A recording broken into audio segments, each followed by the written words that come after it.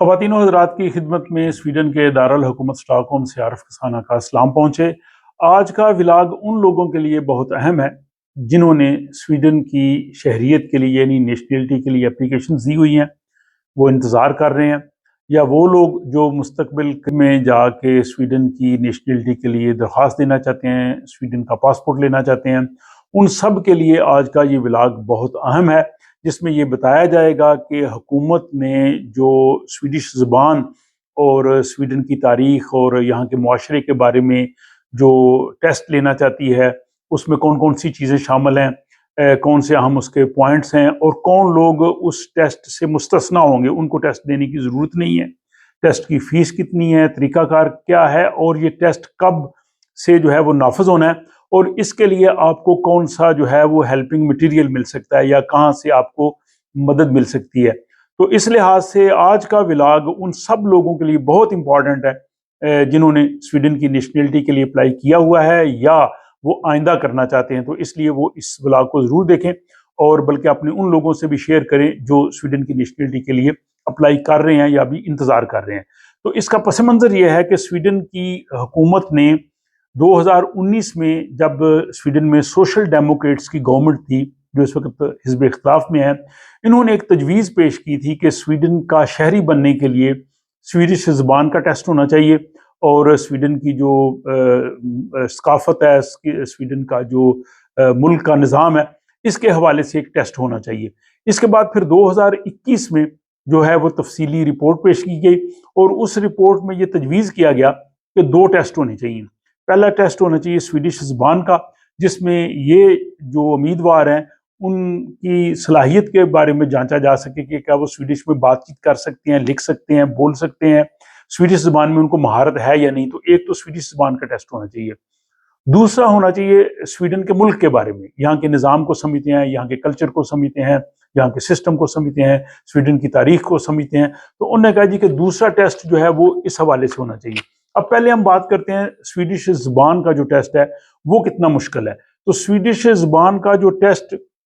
हुकूमत लेना चाहती है, उसका जो यूरोपीय ज़बानों का जो लेवल होता है B1, वो होना चाहिए। यानी B1 लेवल ये है कि आप स्वीडिश अखबारात पढ़ के आप समझ सकें कि इस अखबार में क्या खबर है, आर्टिकल में क्या लिखा है, आप समझा सकें, आपको उसकी समझ आ जाए। या अगर आप रेडियो सुन रहे हैं, स्वीडिश रेडियो, तो वहाँ पे जो खबरें सुन रहे हैं या बाकी प्रोग्राम सुन रहे हैं तो आपको समझ आ सके कि वो क्या कह रहे हैं। या आम जो लेक्चर है या गुफ्तगू है, किसी के साथ बातचीत करनी, किसी जगह जाएं आप, तो आप बगैर मुश्किल के वो बातचीत कर सकें, समझ सकें। तो ये लेवल जो है वो होना ज़बान का ज़रूरी है।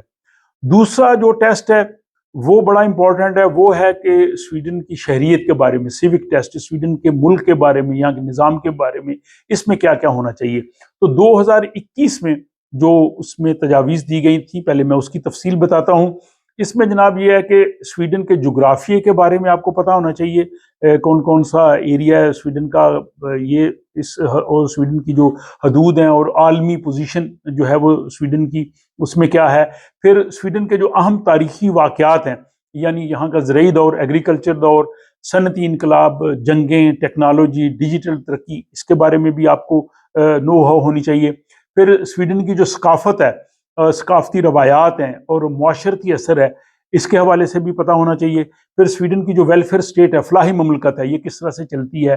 ये आमदनी हुकूमत को कहाँ से मिलती है, माली ज़राए क्या हैं, लेबर मार्केट क्या है, यहाँ पे काम की सूरत हाल कैसे है, काम कैसे तलाश करते हैं और आप किस तरह से अपने आप को जो है वो खुद कफील कर सकेंगे माली मामलात के हवाले से।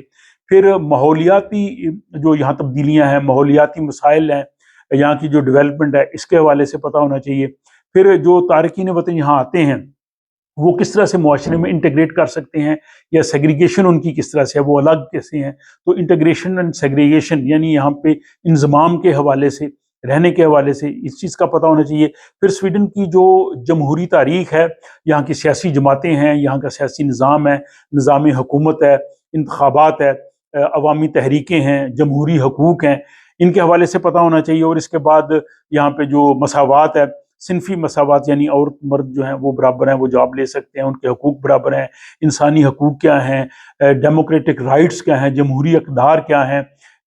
جو مذاہب اور ان کی انسانی شناخت پہ کیا اثرات ہیں، اور اس کے بعد سویڈن کا جو یورپی یونین میں کردار کیا ہے اور یورپی یونین کس طرح سے کام کرتی ہے، اور عالمی طور پہ یورپی یونین کا جو ہے وہ کیا طریقہ کار ہے، یہ تمام چیزوں کا آپ کو علم ہونا چاہیے۔ اور اس کے بعد پھر 2025 میں مزید اس میں جو ہے وہ موضوعات شامل کیے گئے ہیں، ان میں مزید یہ ہے کہ میڈیا کا کردار کیا ہے، اس کے علاوہ آپ کس طرح سے انفارمیشن لیتے ہیں، کس طرح سے میڈیا رائے سازی جو ہے وہ کرتا ہے، حکومتوں کی کس طرح سے نگرانی کرتی ہے، بچوں کے حقوق اسپیشلی بچوں کے رائٹس سویڈن میں کیا ہیں، آپ بچوں کے ساتھ کس طرح سے آپ کو بیہیو کرنا ہے، پھر اقوام متحدہ کے جو معاہدے ہیں اور خصوصاً حقوق انسانی اور بچوں کے حوالے سے، یہ تمام چیزیں جو ہیں وہ آنی چاہیے، اور اس کے لیے بھی سویڈش زبان کا B1 لیول آنا چاہیے۔ اب یہ اتنی زیادہ معلومات ہیں، اس کے لیے وہ مواد یقیناً مہیا کریں گے، لیکن میں یہاں ساتھ اپنے لوگوں سے ضرور کہوں گا کہ جو میری کتاب وطن ثانی آئی ہے سویڈن کے بارے میں، یہ جو تمام چیزیں میں نے آپ کو بتائی ہیں، ان میں سے بیشتر معلومات آپ کو اس میں مل جائیں گی، سویڈن کی حکومت کے بارے میں، سیاسی جماعتوں کے بارے میں، یہاں کے نظام حکومت کے بارے میں، ثقافت کے بارے میں، یہاں پہ جو ہسٹری ہے، بے شمار جو معلومات ہیں جو میں نے کہی ہیں، اگر آپ اردو میں پڑھ لیں گے آپ کو سمجھ آ جائے گی، اور پھر آپ اس کو سویڈش میں بیان کر سکیں گے۔ تو میرے خیال میں یہ میری کتاب جو وطن ثانی ہے، یہ جو ٹیسٹ ہونا ہے سویڈن کی نیشنلٹی کے لیے، اس کے لیے ایک آپ کو اچھی بنیاد اور ہیلپنگ بک کے طور پہ جو ہے وہ کام آ سکتی ہے۔ اس کے بعد جناب یہ ہے کہ ٹیسٹ کتنی بار ہوں گے، ان کی فیس کتنی ہے، تو حکومت نے ابھی حتمی اعلان نہیں کیا۔ 2021 میں یہ تجویز دی گئی تھی کہ یہ ٹیسٹ سال میں کئی مرتبہ ہونے چاہیے، یہ نہیں کہ ایک یا دو ہو، کافی مرتبہ ٹیسٹ ہو تاکہ لوگ جو ہے وہ اس میں شامل ہو سکیں۔ اور اس کی منصوبہ سازی کے لیے ابھی انہوں نے جو یہاں کا یونیورسٹی کمیشن ہے UHR، اس کو یہ دے دیا ٹارگٹ کہ وہ اس کا ٹیسٹ بنا کے ہمیں دیں۔ آپ نے پچھلے ولاگ میں دیکھا ہوگا، اور حکومت نے ان کو ایک ٹائم فریم دے دیا کہ وہ ہمیں بنا کے دیں۔ اب یہ جو ٹیسٹ دینے جانا ہے، ان کی فیس ہے، سویڈش زبان کا جو ٹیسٹ ہے اس کے لیے تجویز کیا گیا کہ 2000 سویڈش کرون جو ہے وہ آپ کو فیس دینا ہوگی، اور جو آپ نے سویڈن کے معاشرے ملک کے بارے میں جو سیوک ٹیسٹ ہے، شہریت کا ٹیسٹ ہے، اس کے لیے 500 سویڈش کرون جو ہے وہ فیس دینا ہوگی۔ اب کون لوگ ہیں کہ جن کو فیس دینے کی ضرورت نہیں ہے؟ تو وہ لوگ جو ریفیوجیز کے طور پہ آئے ہوں، جن کا refugees status United Nation High Commission کی طرف سے طے ہو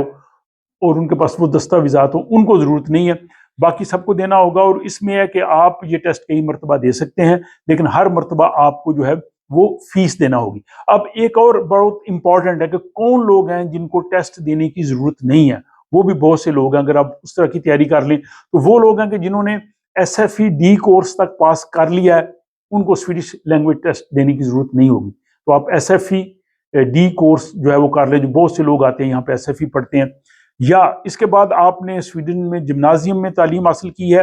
یا آپ نے یہاں پہ سویڈن میں جو اسکول 9ویں کلاس تک پڑھا ہے اور اس میں آپ نے سویڈش زبان پڑھ لی ہے، تو پھر بھی ان لوگوں کو سویڈش زبان کا ٹیسٹ دینے کی ضرورت نہیں ہے۔ پھر وہ لوگ جو ڈینش یا نارویجن زبان جانتے ہیں، وہاں کا ان کے پاس تعلیمی سرٹیفکیٹ ہے، ان کو بھی جو ہے وہ ضرورت نہیں ہے۔ اسی طرح جو شہریت کا ٹیسٹ ہے، سویڈن کے معاشرے کے بارے میں ٹیسٹ ہے، وہ لوگ جو سویڈن میں 9ویں کلاس تک اسکول میں SO یعنی سیوکس پڑھ لیں گے، شہریت پڑھ لیں گے، یا کونوکس میں وہ شہریت پڑھ لیں گے، تو ان کو ضرورت نہیں ہوگی۔ تو یہ حکومت اس حوالے سے سفارشات آ رہی ہیں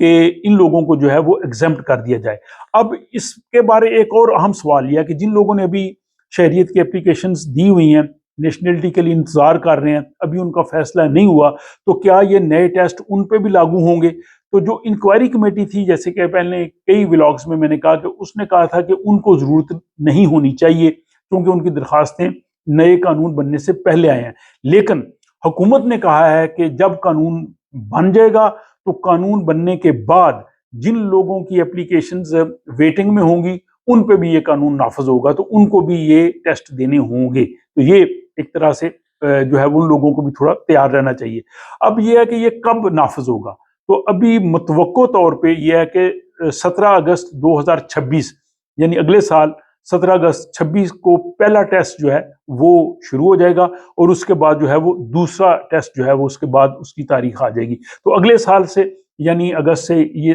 سمجھیں کہ سلسلہ شروع ہو جائے گا، اور تب تک جن لوگوں کی اپلیکیشنز کا فیصلہ نہیں ہوا ہوگا انہیں جو ہے وہ یہ تیاری کر لینی چاہیے ابھی سے،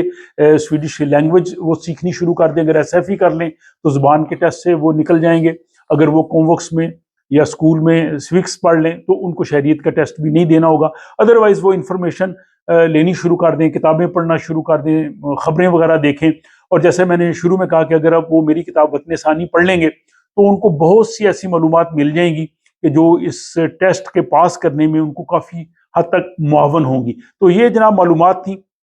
مجھے امید ہے کہ یہ ولاگ ان سب لوگوں کے لیے بہت ہی معلوماتی ہوگا جو سویڈن کی نیشنلٹی کا انتظار کر رہے ہیں یا آئندہ اپلیکیشن دینا چاہتے ہیں. اور اگر آپ یہ سمجھتے ہیں کہ آپ لوگ اس معلومات کو دوسروں تک بھی پہنچانا چاہیے تو آپ ان کے ساتھ شیئر کر سکتے ہیں. اپنی رائے کمنٹ باکس میں ضرور لکھیے کہ آپ کو یہ ولاگ کیسا لگا، آپ کے ذہن میں کوئی تجویز، کوئی مشورہ تو وہ بھی ضرور لکھیے. اور مجھے اگلے ولاگ تک کے لیے اجازت دیجیے.